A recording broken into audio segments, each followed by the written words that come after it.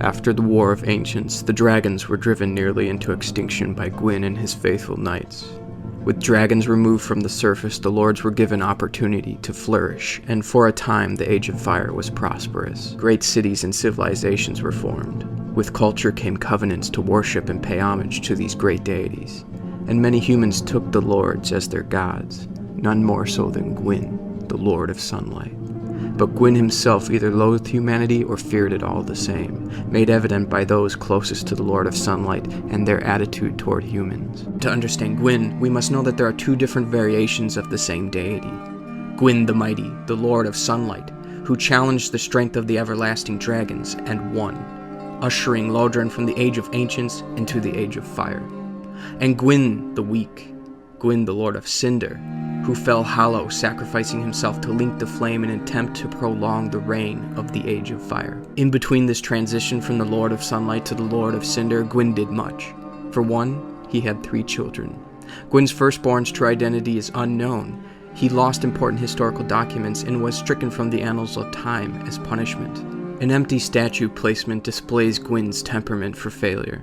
Where a statue of his firstborn surely once stood, it stands no longer due to failure of duty. A father who had such high expectations in his firstborn, and a son who proved to be quite a disappointment to him, his beloved father, the Lord of Sunlight himself, soon to become the Lord of Cinder, a fallen and disgraced king. How fitting it is, the disgraced king, to have a son, his firstborn, who at one point he fought side by side against the dragons, the ancient dragons of old, during the Age of Ancients, before would come the Age of Fire, his precious father's Age of Fire, which would soon be gone, and welcoming the Age of Man, the Age of Dark, and beforehand the son, the firstborn, the Lord of Cinder's disappointment of a son, the Nameless King as he was called, would soon join and of course protect the dragons he once fought against and killed, because he gained a sort of trust and became kindred spirits with them, the dragons, one of whom he would ride, a wyvern rather. This wyvern, many have speculated, is indeed Dragon Slayer Ornstein, which yours truly also believes does hold water, but that is a video and discussion for another time. In this one right here, we'll be discussing the aforementioned Lord of Sunlight, Lord of Cinder himself, Lord Gwyn, and his beloved son, his once beloved and disappointment of a son of a firstborn, the Nameless King as he is called, because the Nameless King, his name, was stripped from the annals of time and the record of all the kings and queens and prince and princesses of Lodran, because of what he had done, the ultimate taboo in the eyes of his beloved father, Lord Gwyn, joining forces and protecting the dragons as if they were his own brothers, the enemy of Lord Gwyn and the Lords of Lodran, including Grave Lord Nito, the Witch of Izalith, and her beloved daughters, Seath the scaleless freak of a dragon who betrayed his own kind, and of course, the 4 kings. Indeed, guys and gals, the dragons are once considered the mortal enemies of the lords and those who served under them, but the dragons, guys and gals, the ancient dragons, it is they who are the victims, and the Nameless King would soon discover that the enemies he had once fought against and killed so many times are not what they seem, and his father had lied to him, so in essence he was betrayed by his lord, by his king, by his old man, and as such he chose to do the same, betray him, walk away, and join forces with the dragons, and soon he would be followed by Dragon Slayer Ornstein, who also had his reasons for leaving Lodran, a dying and darkening Lodran. But the Nameless King, guys and gals, he was at one point hailed to be someone who would take his father's place as the Lord of Lodran, the king of all the lords, as Lord Gwyn had hoped he would be. But sadly, guys and gals, it would be for naught, because this bond, this dysfunctional and destructive bond, filled with so many lies, betrayals, and false tales, especially false tales told of the Nameless King, and why the Nameless King had chosen to betray his lord and join forces with the dragons, it was not out of hatred, but out of understanding, feeling a sort of kindred spirit and identifying with the dragons, and the Nameless King would join them in Archdragon Peak within a kingdom far from Lord Gwyn. This kingdom he would rule over and watch over the dragons as if they were his own children and brothers. These dragons were under his protection, and so many travelers would soon come into Archdragon Peak and become dragons themselves through meditation and practicing a ritual which would allow them to become dragons. Yes, guys and gals, human beings can actually become dragons through hard work, meditation, and commitment, as well as a strong iron will, the same strong iron will which the Nameless King possessed, which allowed him to leave Lord Gwyn and forget whatever he told him about the dragons and all the false tales and lies he was fed by his old man. And soon, guys and gals, the Nameless King would become the king of the storm when he rode atop Ornstein, who had become a dragon, a wyvern rather, and the two of them would soar through the sky as kindred spirits and two men who learned the truth about the dragons and what the dragons represent. And Lord Gwyn, guys and gals, how sad is he? Lord Gwyn has gone from the Lord of Sunlight into becoming the Lord of Cinder, a disgraced king of what he once was, a disgraced and fallen king. He became Lord Gwyn, guys and gals. Everything that happened is because of him and no one else. He is to blame for the fall of his kingdom, the destruction and fall of his kingdom, as well as the fall and destruction of his family who became torn apart, all because of his precious age of fire, of preserving his precious age of fire. One lord who became a disgrace, a shell of himself, the Lord of Cinder, whereas the other lord, the other king, the Nameless King, became a much stronger and more independent ruler of his own kingdom in Archdragon Peak and rose to become the king of the dragons until he was defeated by the Ashen One, just as the chosen undead had defeated Lord Gwyn. So yeah, guys and gals, that is one of few, if not the only, similarities between these two, the father and son, the Nameless King and the Lord of Cinder. These two, guys and gals, are indeed the sun, but even the sun must set and their time has come. Father and son, it has, guys and gals, because the inevitable will come, the age of man, the age of dark. But yeah, guys and gals, that was my discussion on the Nameless King and his beloved father, his so-called beloved father, Lord Gwyn. Hope you enjoyed the video, and if you did, please like, comment, subscribe if you wish, and thank you all for watching. And do check out my other channel where I talk about movies, television programs, and anime series, etc. Until next time, peace out, take care, adios amigos, au revoir, and sayonara.